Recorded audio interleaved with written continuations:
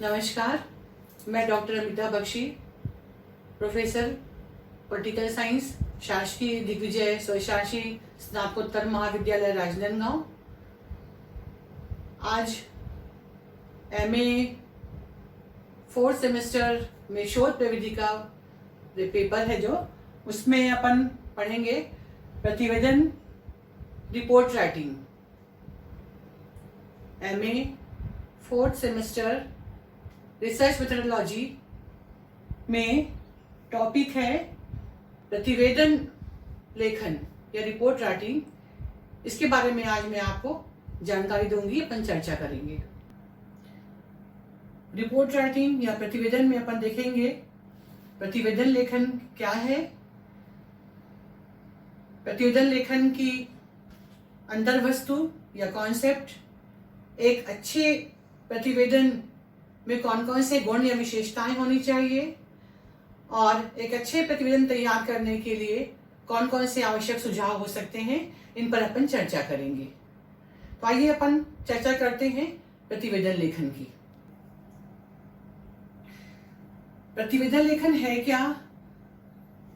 तो एक रिसर्चर जब रिसर्च आरंभ करता है किसी समस्या को लेकर के और अंत में जब रिसर्च खत्म करता है, तो रिसर्च प्रारंभ होने से लेकर के रिसर्च समाप्त करने के दौरान की सारी बातों को संक्षिप्त में रिपोर्ट में प्रेषित करता है। रिपोर्ट तैयार करना शोध का अंतिम चरण है। शोध द्वारा प्राप्त तथ्यों, आंकड़ों का विश्लेषण करने के बाद रिसर्चर उसके निष्कर्ष को प्रतिवेदन के रूप में इस तरह से सिस्टमैटिक जमा कर लोगों के समक्ष रखता है कि प्रत्येक पढ़ने वाले व्यक्ति को उन तथ्यों को समझने और स्वयं एक निष्कर्ष निकालने में उसकी प्रामाणिकता को आसानी से स्वीकार कर लिया जाए। इस प्रतिवेदन में यह प्रतिवेदन संपूर्ण शोध का एक लिखित विवरण होता है, जिसमें शोधकर्ता प्रारंभ से अंत तक शोध की संपूर्ण प्रक्रिया, जैसे शोध का उद्देश्य, विषय क्षेत्र, अध्ययन पद्धतियां, तथ्यों का विश्लेषण, उनकी व्याख्या, ग्राफ, डायग्राम, टैबुलेशन, निष्कर्ष और सुझावों का संक्षिप्त में सारगर्भित भाषा में उल्लेख करता है। ये प्रतिवेदन का अर्थ होता है। प्रतिवेदन का अर्थ है कि समस्त गतिविधियों का, शोध के दौरान आने वाली समस्त गतिविधियों का, समस्याओं का संक्षिप्त में रिपोर्ट तैयार करना और उसे प्रकाशित करना। आइए अपन हम देखते हैं कि प्रतिवेदन की अंतर वस्तु क्या क्या हो सकती है, या एक अच्छे रिपोर्ट में किन किन बातों का होना, किन किन बातों का ध्यान रखना चाहिए। उसमें रिपोर्ट तैयार करने के लिए रिपोर्ट में पहला पॉइंट आएगा प्रस्तावना या इंट्रोडक्शन, जिसे हम कहेंगे। इसमें प्रस्तावना में बताना पड़ेगा कि शोध का विचार और विचार की उत्पत्ति कैसे हुई, शोध की योजना, उसका महत्व, शोध संपन्न करने वाली संस्था का इंट्रोडक्शन, शोध कंडक्ट करने वाले व्यक्ति का इंट्रोडक्शन, कार्यकर्ताओं का निरीक्षण, उनका परीक्षण, प्रशिक्षण और सूचना की वैधता और विश्वसनीयता का क्या आधार है। वास्तव में प्रस्तावना रिपोर्ट का फर्स्ट भाग है। प्रस्तावना लिखने का उद्देश्य लोगों को विषय सामग्री से परिचित कराना होता है और इसके बारे में संक्षिप्त में पूर्व ज्ञान देना होता है। अगला जो पॉइंट आ रहा है वह है समस्या का विवरण।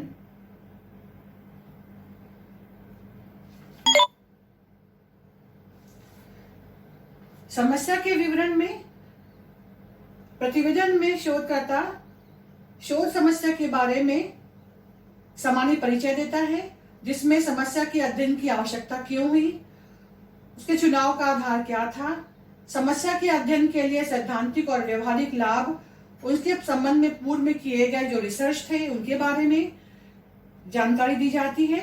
समस्या के वर्णन में उसकी प्रकृति, सीमा और सारे पहलुओं का, ताकि लोगों को ज्ञान प्राप्त हो सके। अगला नेक्स्ट पॉइंट है अध्ययन का उद्देश्य।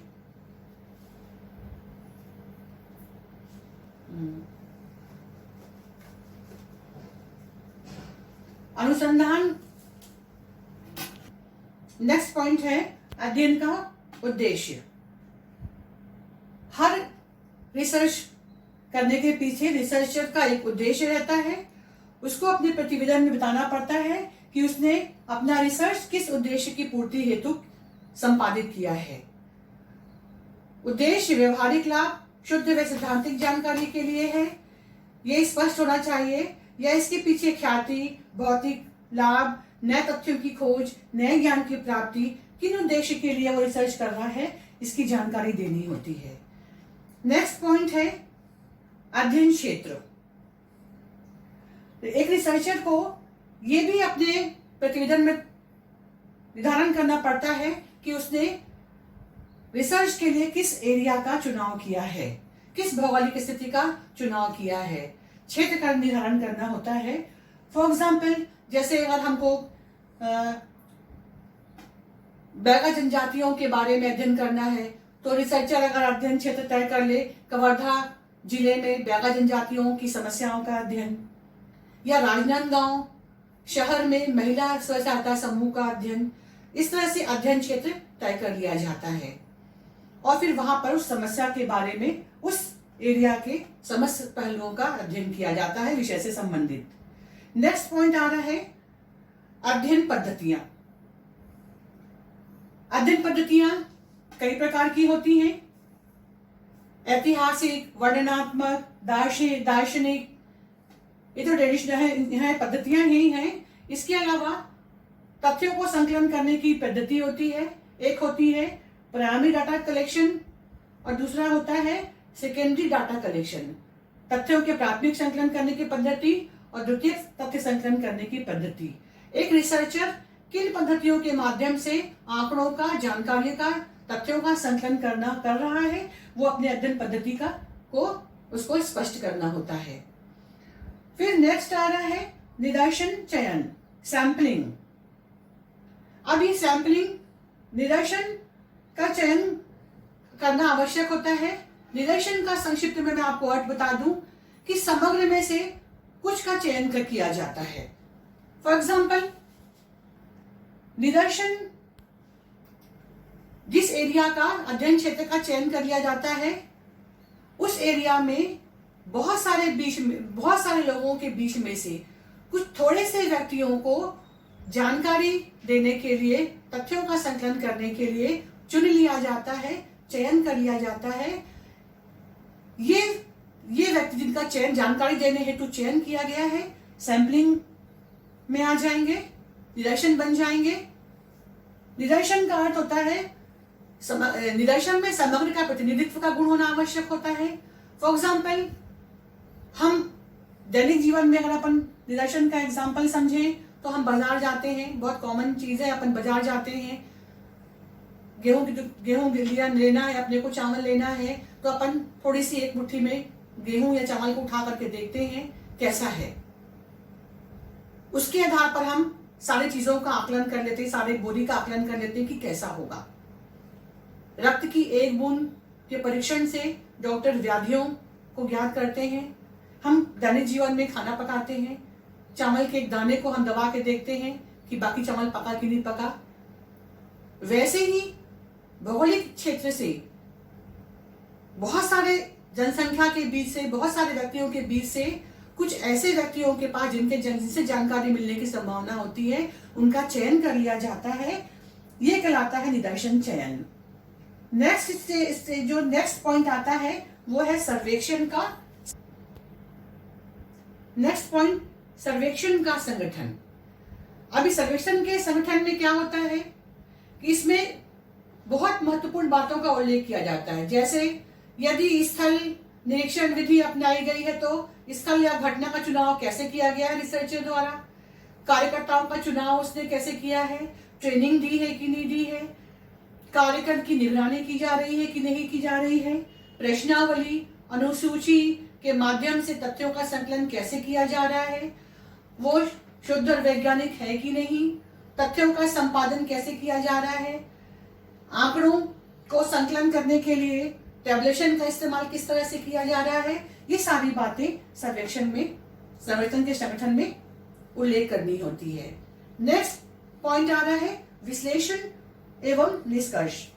रिसर्चर को जो भी उत्तरदाता से जानकारी प्राप्त होती है, आंकड़े प्राप्त होते हैं, तथ्य प्राप्त होते हैं, उन तथ्यों को कार्य कारण संबंध के आधार पर उनकी समीक्षा करनी होती है और समीक्षा करने के बाद एक निष्कर्ष निकालना होता है। नेक्स्ट पॉइंट आ रहा है सुझाव। रिसर्चर अपने प्रतिवेदन में विश्लेषण करने के बाद जो समस्या आ रही है, समस्या को दूर करने के लिए आवश्यक सुझाव का भी उल्लेख करता है। नेक्स्ट पॉइंट है संलग्न सूचना। एक अच्छे प्रतिवेदन में रिसर्चर को कहां कहां से सूचनाएं प्राप्त हुई हैं उनका जिक्र करना पड़ता है, जिसमें जैसे प्रश्नावली से जानकारी प्राप्त हुई है, शेड्यूल से जानकारी प्राप्त हुई है, या कोई अन्य दस्तावेज हैं, विवरण हैं, चार्ट हैं, तालिका बनाई गई हैं, इनका उल्लेख उसको प्रतिवेदन में करना आवश्यक होता है। तो ये तो थे प्रतिवेदन की अंतर्वस्तु या कॉन्सेप्ट जिनके आधार पर एक रिसर्चर रिपोर्ट तैयार करता है। आइए अपन देखते हैं कि एक श्रेष्ठ प्रतिवेदन में कौन कौन सी विशेषताएं होनी चाहिए। फर्स्ट इसमें अपन पॉइंट आता है कि रिपोर्ट को अट्रैक्टिव होनी चाहिए, आकर्षक होनी चाहिए। रिपोर्ट की हेडिंग जो शीर्षक होना चाहिए वो अट्रैक्टिव होना चाहिए, मोटे अक्षरों में बोल्ड साइज में होना चाहिए। टाइटल पेज उसका बहुत आकर्षक हो, साइड में मार्जिन छोड़ी गई हो। अट्रैक्टिव ढंग से अगर प्रतिवेदन तैयार किया जाएगा तो first impression last impression attractive प्रश्नावली को देख करके सहज ही पढ़ने और देखने की इच्छा जागृत हो जाएगी लोगों के मन में। सेकंड पॉइंट आता है भाषा शैली। रिपोर्ट की भाषा शैली सरल होनी चाहिए, आसान, ताकि लोगों को रिपोर्ट पढ़ करके सहज ही समझ में आ जाए। नेक्स्ट है पारिभाषिक शब्दों का प्रयोग कम से कम करना चाहिए। बहुत ज्यादा अगर डिफाइन करने वाले शब्दों का इस्तेमाल किया जाएगा तो रिपोर्ट बोझिल बन जाएगी, इसलिए एक रिसर्चर को इन बातों का ध्यान रखना पड़ेगा। नेक्स्ट है उग्र शब्दों का प्रयोग करने से भी रिसर्चर को बचना चाहिए रिपोर्ट तैयार करते समय। ऐसे शब्द जिनसे लोग हिंसक हो जाएं या विरोध करने लग जाएं, ऐसे शब्दों या शब्दावली के प्रयोग करने से बचना चाहिए। नेक्स्ट है पुनरावृत्ति नहीं होनी चाहिए, बार बार एक शब्दों का या किसी आंकड़ों का बार बार जिक्र नहीं होना चाहिए। नेक्स्ट है तार्किक और क्रमबद्धता होनी चाहिए। रिपोर्ट सिस्टमैटिक ढंग से होनी चाहिए, जो बातें जिस क्रम से आनी चाहिए उनको उन्हीं सीक्वेंस में लिखना चाहिए। अगर उन्हें क्रम नहीं रहेगा तो वो पढ़ने में अटपटी लगेंगी और यूजलेस बन जाएंगी। नेक्स्ट है वैज्ञानिकता का समावेश। जहां तक इसमें रिपोर्ट जो होनी चाहिए वो वैज्ञानिक होनी चाहिए। पढ़ने पर ऐसा न लगे कि रिसर्चर ने अपने मन से आंकड़े संकलन कर लिए हैं और रिपोर्ट तैयार कर दी है। ऑथेंटिक जानकारी होनी चाहिए। फिर है सूचना का स्रोत कहां से किया गया, सूचना का स्रोत कहां से इकट्ठे किए गए हैं, तथ्य संकलन उनका उल्लेख किया जाना चाहिए। अगर प्राथमिक तथ्य संकलन है, द्वितीयक तथ्य संकलन के माध्यम से आंकड़े संकलन किए गए हैं, उनका स्पष्ट उल्लेख प्रतिवेदन में होना चाहिए। नेक्स्ट है शोध के दौरान आने वाली कठिनाइयों का भी उल्लेख होना चाहिए। एक रिसर्चर को रिसर्च प्रारंभ करने से लेकर अंत तक इस दौरान उसको अनेक शोध कार्य के दौरान अनेक कठिनाइयों का सामना करना पड़ता है। संक्षिप्त में इन कठिनाइयों का जिक्र भी एक रिसर्चर को रिपोर्ट राइटिंग के दौरान करना चाहिए। और नेक्स्ट है संक्षिप्त, सारगर्भित और ज्ञानवर्धक। एक अच्छी रिपोर्ट में बहुत कम शब्दों में श्रेष्ठ बातें दर्ज करने का गुण होना चाहिए। कम शब्दों में ज्यादा बात कह दी जाए और वो लोगों के लिए ज्ञानवर्धक भी हो, इस तरह की प्रतिवेदन की विशेषताएं होनी चाहिए।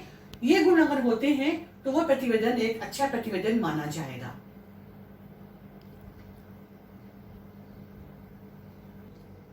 आइए अब देखते हैं अपन एक अच्छी रिपोर्ट तैयार करने के लिए कौन कौन सी तैयारी करनी होती है, उनके लिए सुझाव कौन कौन से विद्वानों द्वारा दिए गए हैं।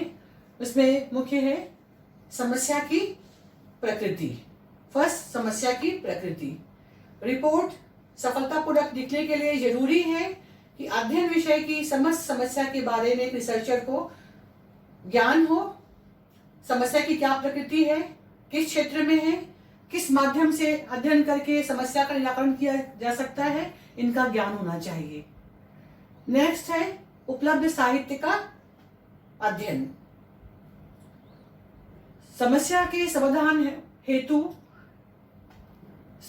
आंकड़े संकलन करने के लिए किन किन माध्यमों का उपयोग करना है, किन किन स्रोतों से इसको आंकड़े प्राप्त हो सकते हैं, ये ज्ञान होना चाहिए। नेक्स्ट है भाषा संबंधी सुझाव।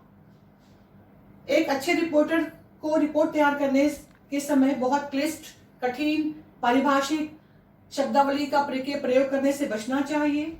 फिर है श्रोताओं के अनुकूल। श्रोताओं के अनुकूल का अर्थ है कि एक अच्छी रिपोर्ट वो होती है जो आम लोगों के समझ में आए। ऐसी रिपोर्ट जो सभी लोगों के समझ में आ जाए। अगर बहुत रिपोर्ट कठिन है, टेस्ट है, तो अशिक्षित लोगों को समझ में नहीं आएगी, कम उम्र के लोग बच्चों को समझ में नहीं आएगी, तो आसानी से सभी वर्ग के लोगों को समझ में आ जाए, इस तरह के रिपोर्ट तैयार की जानी चाहिए। फिर अध्ययन विधि का विवरण।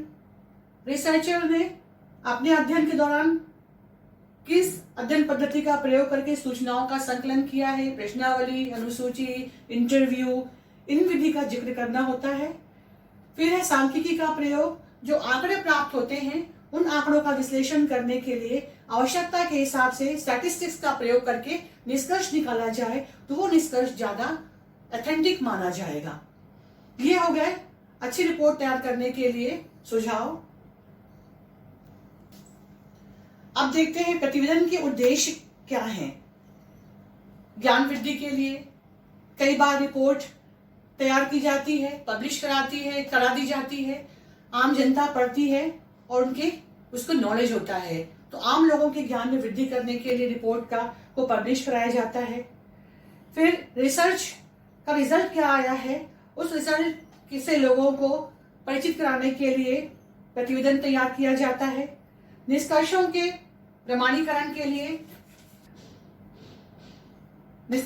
प्रमाणीकरण में निरीक्षण, पुनः परीक्षण करके उसकी वैधता एवं अवैधता को जांचने का प्रयास किया जाता है।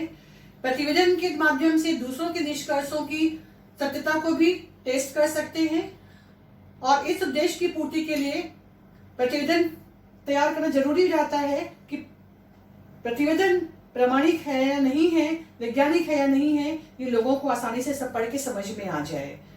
नेक्स्ट है भावी शोध के लिए उपयोगी। एक प्रतिवेदन, अच्छा प्रतिवेदन जो होता है आने वाले लोगों के लिए शोध का आधार बन जाता है। तो रिपोर्ट ऐसी होनी चाहिए कि भविष्य में अगर उस विषय समस्या से संबंधित किसी व्यक्ति को, रिसर्चर को अगर रिसर्च करना है तो वो रिपोर्ट जो है वो बेस का काम करे।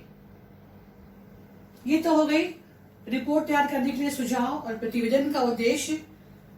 एक प्रतिवेदन का रिसर्च के दौरान क्या महत्व है, रिसर्च के क्षेत्र में क्या महत्व है, तो कंक्लूजन हो सकता है कि इससे समस्या के बारे में आम जनता को जानकारी प्राप्त हो सकती है, समस्या का निराकरण हो सकता है, निराकरण करने के लिए आवश्यक सुझाव प्राप्त हो सकते हैं, आने वाले समय में नवीन शोध का ये आधार बन सकता है। तो इस तरह से देखते हैं कि अगर बहुत सूझबूझ और सावधानी पूर्वक अगर रिपोर्ट तैयार की जाए तो आने वाले पीढ़ी के लिए या आने वाले समय के लिए एक अच्छी रिपोर्ट भविष्य में मील का पत्थर साबित होगी। धन्यवाद।